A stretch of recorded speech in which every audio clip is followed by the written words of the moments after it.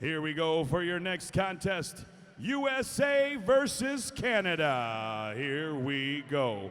Making his way out to the blue corner, representing the USA, this is Darren Mima. All right, Darren Mima coming in here out of Kingston, New York.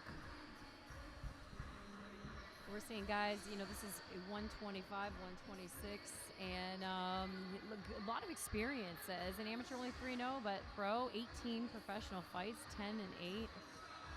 So we were talking about a journeyman, there are a couple of fights, and you're seeing a guy, even these guys that are 500, they're the dangerous ones, because they have so much experience. And at some point, they're like, I'm coming in with a W. So you just don't know which side they're on. Are they on that? Like, I've had a couple losses. I may not come in as intense, or they're like, I have to, up my game, and I want to make sure I come away with a W. Yeah, 10 wins, 8 losses. He's seen it all. He's felt the victory of, the sweet victory of the taste of victory, and the downfall of defeat. He's not scared of anything. His opponent isn't going to do anything he hasn't seen before. And he's got a hell of an opponent in front of him. He's got Tony Laramie, all right? So this kid, up-and-comer, one of the top prospects in the country in the 125-pound division flyweights. He is a stud. His opponent Darren might see something he hasn't seen making before, his way out to the red corner, representing Canada. Here comes Tony Laramie. Tony Laramie was undefeated as an amateur, sitting at 3-2 as a pro. The thing about Tony, it was tough for Reno to get him fights. A lot of people didn't want to fight him, and then having to fight weight classes up, and had a rough go last December where essentially his opponent they came at each other at the same time and kneed him in the hip, and he had broken hip, broken back, had to struggle and fight his way back from that, coming off a win in Windsor at the St. Dennis Center for Prospect Fighting Championships. So, just super excited to get back in the cage. This kid is a stud. This kid is a stud. Like, this is like the next generation. Like you just said, he's been through some pitfalls. He's had a rough go. He's had a rough kick at the can in terms of injury and whatnot. But if you speak about mixed martial arts in Windsor, you cannot mention the Laramie brothers without saying MMA in Windsor. Okay, you mean the Laramie brothers? Right. So that's the two boys here, and we're gonna see them tonight. The smaller one right now entering the ring, Tony Laramie. He's a spark plug. He's fire. He's so naturally gifted, it's surreal. Yeah. It's like, when you read about Michael Jordan and things that they see things in slow motion. It's like, this is the way this kid moves and reacts. It's kind of like definitely a treat for people to be able to witness. He's back. He's 3-2 right now as a pro. He's coming off a big win. And then second round KO. Prospect Fighting Here we Championship. go, Now London fight fans. The following USA versus Canada contest is scheduled for 3 rounds in the flyweight division, being brought to you by Finch Auto Group, Ellis Don, and Domino's Pizza. Introducing your fighters. First, fighting out of the blue corner, wearing the black and white trunks trimmed in green. Standing 5 feet 6 inches tall, he weighed in at 126.8 pounds. He's a freestyle mixed martial artist representing Prime Elite. He comes to the PFC cage with a record of 10 wins and 8 losses. Fighting out of and representing Kingston, New York, USA, ladies and gentlemen, here is Darren, the Mean One Mima. His opponent across the cage, fighting out of the red corner, wearing the black trunks trimmed in white. Representing Maximum Training Center, he is a freestyle mixed martial artist, making his way here with a record of 3 wins and 2 losses. fighting out of and representing Windsor, Ontario, Canada. Ladies and gentlemen, here is Tony Laramie. This PFC flyweight contest will be decided in 3 rounds or less. New York, Windsor, Ontario. 3 rounds in the flyweight division. And here we go, Tony Laramie in the black trunks, and we have Darren Mima in the white. Good movement by Tony, picking his shots right out of the gate. Darren Mima go for a low leg kick. And a high-low from Laramie. Oh, big spin kick.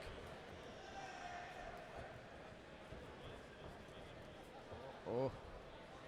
Keep, and you're going to see that speed in this, category. You've got to expect that. You're going to see that in and out quickly. Tony landing a left hook as Darren tries to drive in. And this is as fast as it gets. This is as fast as it gets.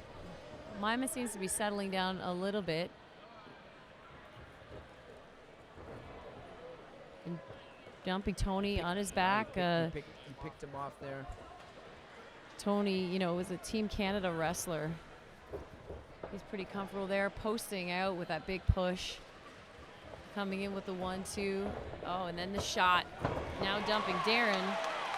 And this is, a pretty big comfort zone for Tony.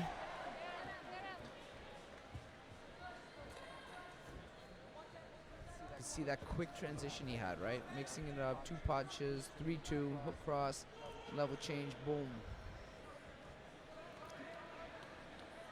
And some of these short shots, he's so heavy-handed that, those are going to have an impact.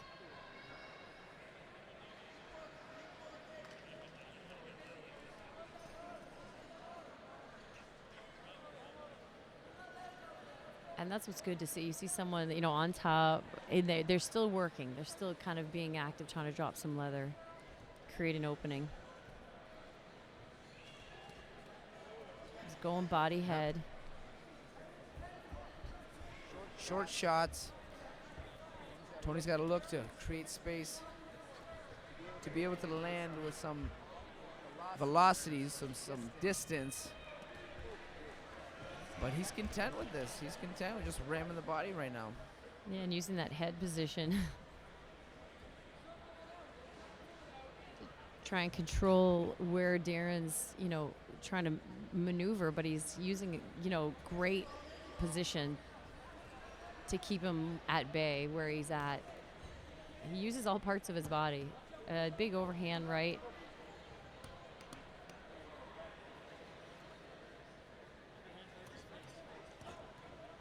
Landing some heavy blows, overhand rights, just staying busy.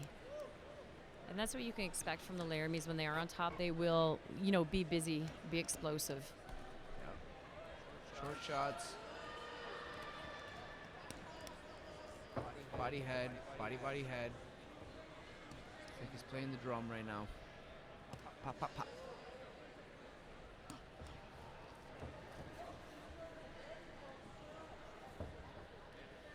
Mima getting frustrated here. I think just especially because Laramie's so busy. Typically you're seeing people trying to, look for side control. They're looking for a top mount. Before they get busy, these guys just get busy. Yeah. He's not giving him an inch, right? He's not letting him move at all. I'm seeing Mima trying to land those short little and I elbows. think what he's doing, which is nullifying, is the squaring of the hips. Right, he's got his back against the fence, and he just keeps squaring the hips, squaring the hips, squaring the hips. Any movement, He just resets. and he starts from square one. So, that's good fight IQ there by Tony. And just winning the round, where there's no question. Because of the damage and the busy factor. Short elbow over top.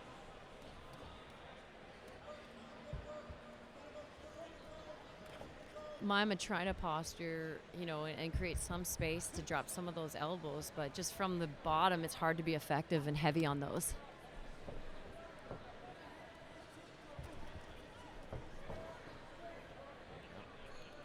Not an inch of movement. No, and as long as Tony can focus on breathing when he's doing this, this is a pace you can keep up. It's a good job by our veteran referee here. Other referees, they would have stood him up, right? But you can see the damage is being done. Huge. Oh. And he's heavy-handed, so those are big blows. When you're dropping those heavy bombs from up top, the way he locks his shoulder, he makes, because sometimes, people aren't able to lock their body with that shot, and you can hear the shots from over here, how heavy they were.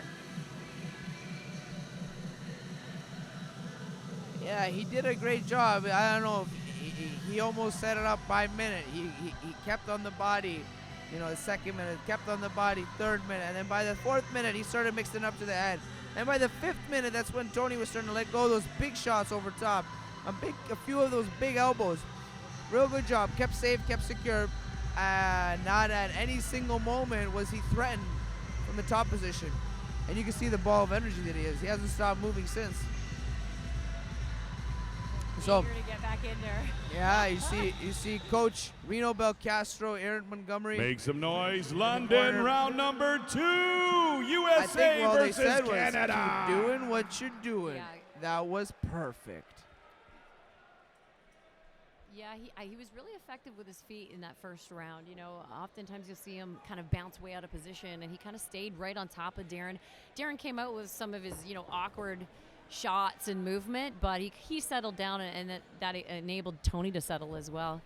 Switching up to a southpaw stance. He works well off both sides, big, heavy kicks. But see how he already blocks a shot before it comes? He kind of sees it coming. He blocked the first overhand right. He blocked the leg kick.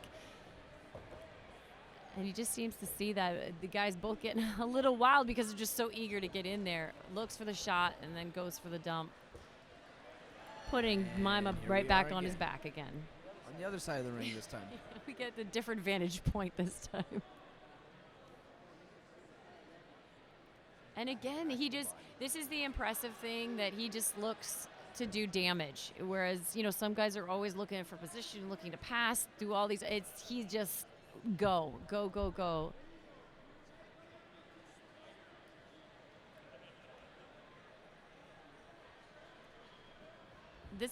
In fighting, that's one of the keys, is you can't always look for that perfect position. You can't always look for that perfect punch. You just got to go. You got to rain it down and look at the damage that it actually does. Yeah.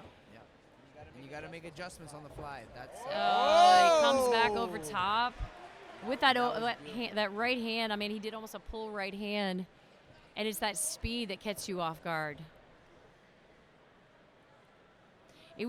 That was awesome how, you're changing your position too. He's running backwards and all of a sudden changes back to a forward motion, which is really difficult to do. Yeah.